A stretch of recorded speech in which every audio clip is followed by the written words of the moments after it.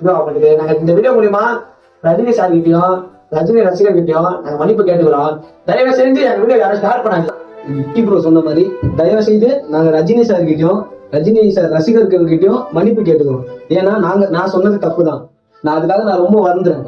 மன்னிச்சிருங்க ரஜினி சாரே எங்களை மன்னிச்சிருங்க ரஜினி சாருடைய ரசிகர்களே எங்களை மன்னிச்சிருங்க அப்படின்னு சொல்லி இப்போ இந்த 2 பேரும் வீடியோ வெளியிட்டிருக்காங்க. அதாவது இவங்க வந்து விஜய் ரசிகர்கள் போல். சமீபத்தில் தலைவர் ரஜினிகாந்த் அவர்களை பற்றி ஒரு பேட்டி கொடுத்துருக்காங்க ஒரு யூடியூப் சேனலுக்கு. அந்த பேட்டியில் வாய்க்கு வந்ததை பேசியிருக்காங்க 2 பேரும். அதாவது ஆதவ அர்ஜுனாவுக்கு எதிராக தலைவர் வந்து ஒரு அறிக்கை வெளியிட்டிருந்தார் இல்லையா, அந்த அறிக்கை வந்து வேறு கட்சிக்காரங்க கிட்ட தலைவர் வந்து காசை வாங்கிட்டு அந்த அறிக்கை வெளியிட்டிருக்காரு. 2 பெட்டி காசு வாங்கியிருக்காரு. ஒரு பெட்டி அவர் விற்க மாட்டுறதுக்கே சரியாயிரும், இன்னொரு பெட்டியை அக்கல்ல வச்சுட்டு போயிடுவார், அப்படி இப்படின்னு சும்மா வாய்க்கு வந்து பேசியிருக்கானுங்க. தலைவரோட ரசிகர்கள் அதை பார்த்துட்டு சும்மாவாக இருப்பாங்க, போட்டு போலான்னு பொழந்து கட்டிட்டாங்க. நம்ம கூட ஏற்கனவே ஒரு வீடியோ ஒன்று அப்லோட் பண்ணியிருந்தோம். ரொம்ப ட்ரோல் ஆகுது, ரொம்ப அடி வாங்குறத பார்த்து தம்பிங்க வந்து திருந்திட்டாங்க போல்.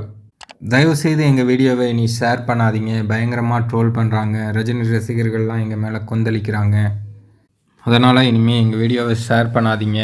ரொம்ப ட்ரோல் ஆகுது, ஷேர் ஆகுது, தயவு செஞ்சு வந்து ஷேர் பண்ணாதீங்க. எங்கள் பர்மிஷன் இல்லாமல் உங்களால் எங்கள் பேர் வந்து அசிங்கமாகுது சரிங்களா. இதனால ரஜினி ரசிகர்கள் எங்களை வந்து எங்கள் மேலே உங்களுக்கு வெறுப்பெல்லாம் நீங்கள் வந்து ஏற்படுத்திங்க தவிர எங்களை இது பண்ணல, எங்கள் ஃபே பண்ணல.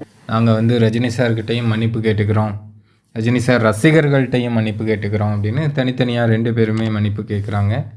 அது மட்டும் இல்லாமல் ரஜினி சார் எங்களுக்கும் தலைவர் தான், எங்கள் தலைவர் விஜயனாவுக்கும் அவர் தலைவர் தான், எங்களுக்கும் தலைவர் தான் அப்படின்னு பயங்கரமாக பேசியிருக்காங்க.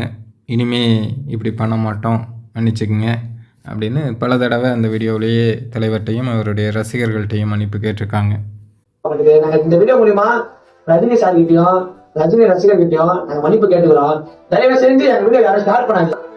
ப்ரோ சொன்ன மாதிரி தயவு செய்து நாங்க ரஜினி சார் கிட்டையும் ரஜினி சார் ரசிகர்கள் கிட்டையும் மன்னிப்பு கேட்டுக்கிறோம். ஏன்னா நான் சொன்னது தப்பு தான். நான் அதுக்காக நான் ரொம்ப வருந்துறேன். ரஜினி சார் இப்ப சொல்றாங்க தப்பா பேசல, அவர் எங்களோட தலைவர் தான், எங்க தலைவர் தான் ஒரு தலைவர் தான் சரிங்களா.